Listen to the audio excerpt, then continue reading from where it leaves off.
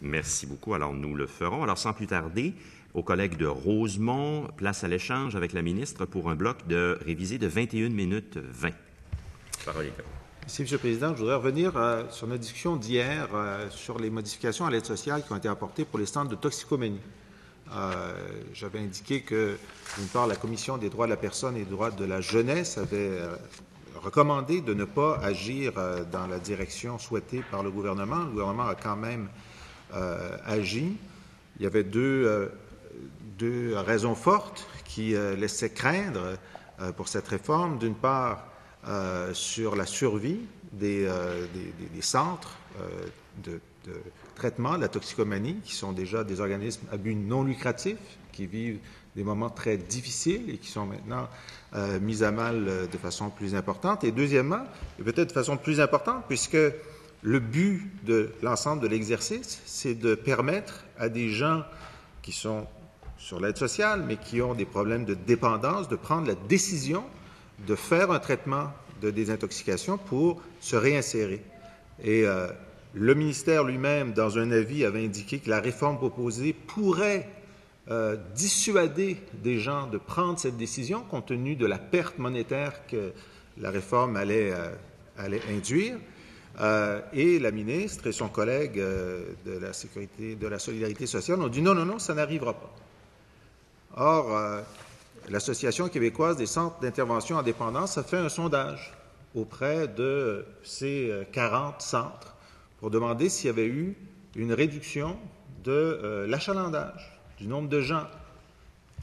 Et ils ont, en date d'il y a 2 semaines, et ils ont révélé aujourd'hui ces chiffres, 34 personnes ont refusé de se faire évaluer une fois informées des diminutions de la prestation. 91 personnes ont annulé leur entrée en thérapie suite à l'annonce des diminutions de la prestation et 168 personnes qui étaient en thérapie ont mis fin à leur thérapie suite à la décision du gouvernement.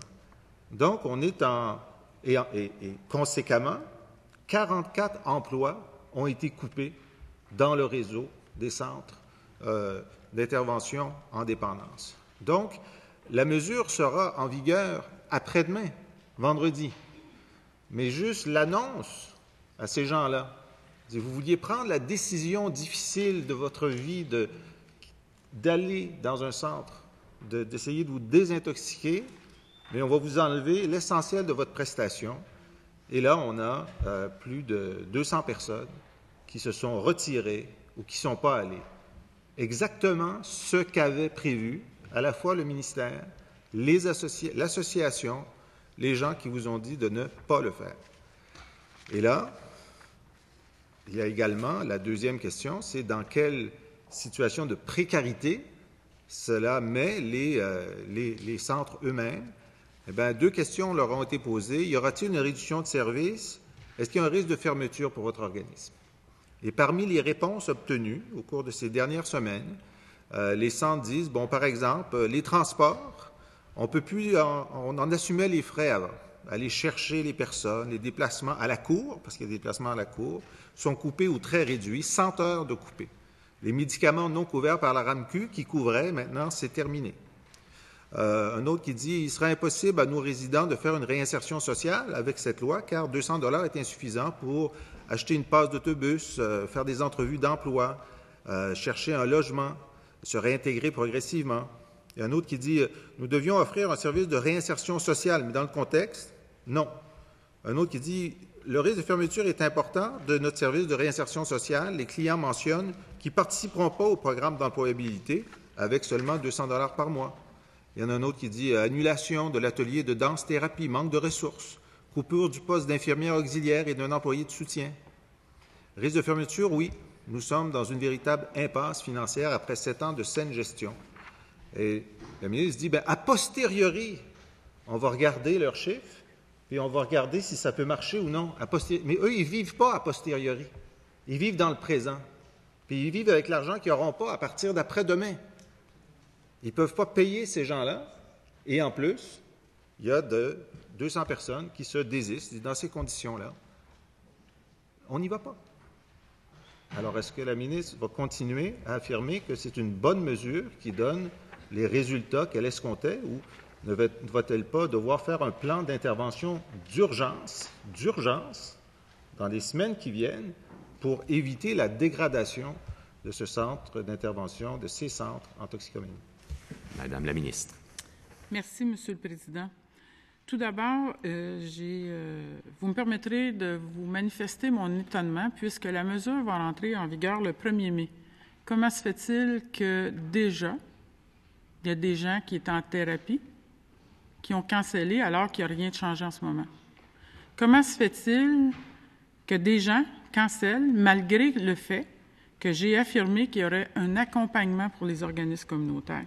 Moi, je veux un petit peu faire la correction du préambule de mon collègue de Rosemont, Monsieur le Président, et vous dire à quel point, premièrement, le règlement a été fait par le ministère du Travail, de l'Emploi et de la Solidarité sociale.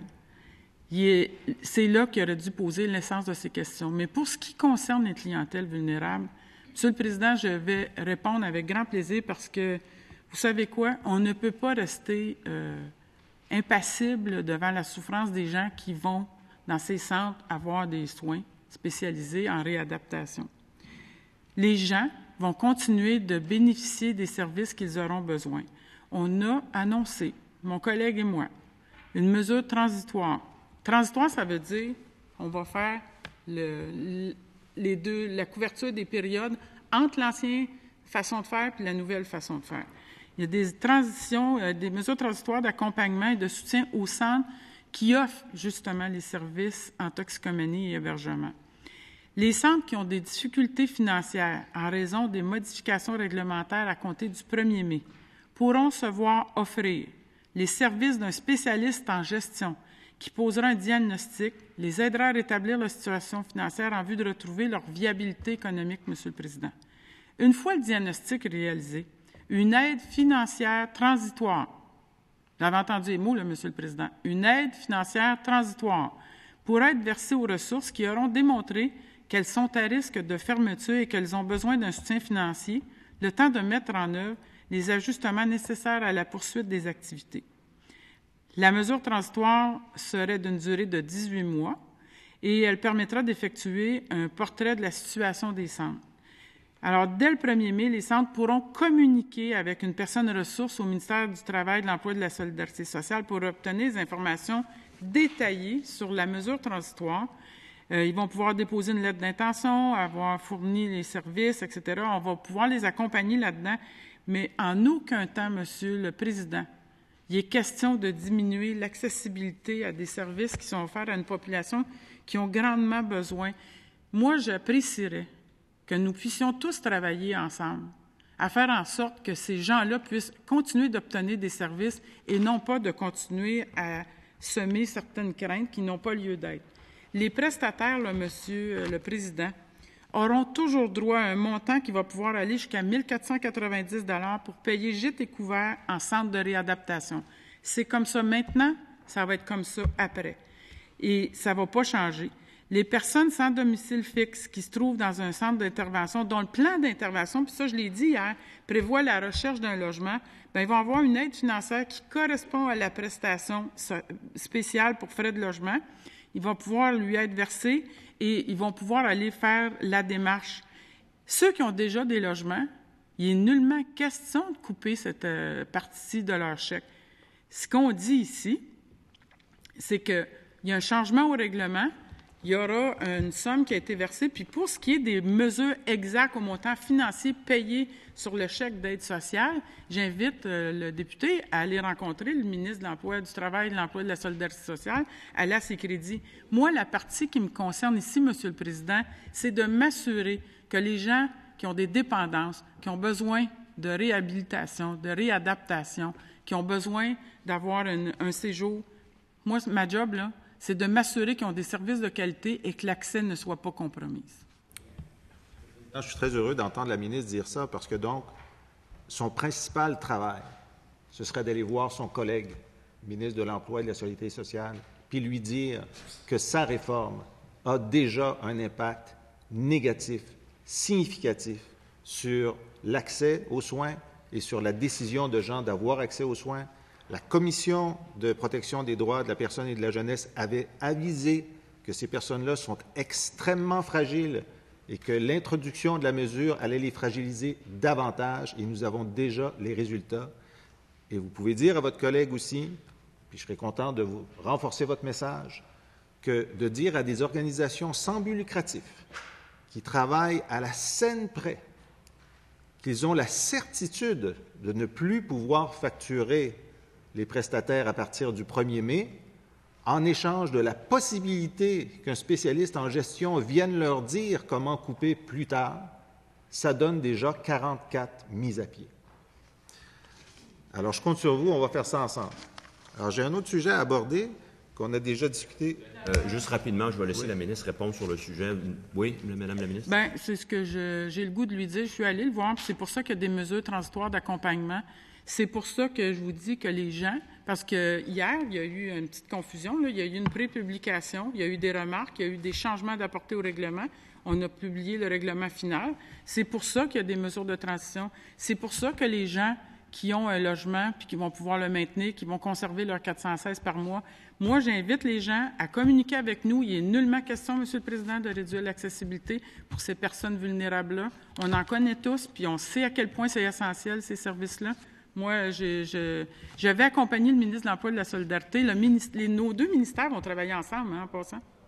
Il semblait dire que c'est plutôt son collègue, mais moi, je sais que l'Association des centres d'intervention se plaignait amèrement d'avoir été très peu rencontrés, à peine informés, qu'ils avaient des choses à dire, des solutions à apporter, et que contrairement à l'ancien gouvernement, ils n'avaient pas été écoutés, ils n'avaient pas fait partie de la solution. Et quoi qu'on puisse dire des mesures transitoires, il y a deux certitudes absolues. Avant, le prestataire recevait jusqu'à 600 $ ou un peu plus. Maintenant, c'est 200 $. Ça, c'est une certitude. Il reçoit moins qu'avant. C'est sûr qu'il reçoit moins qu'avant. Et deuxièmement, les centres savent qu'à partir du 1er mai, ils perçoivent moins qu'avant. Ça, c'est deux certitudes. Et c'est deux certitudes qui provoquent ce qui avait été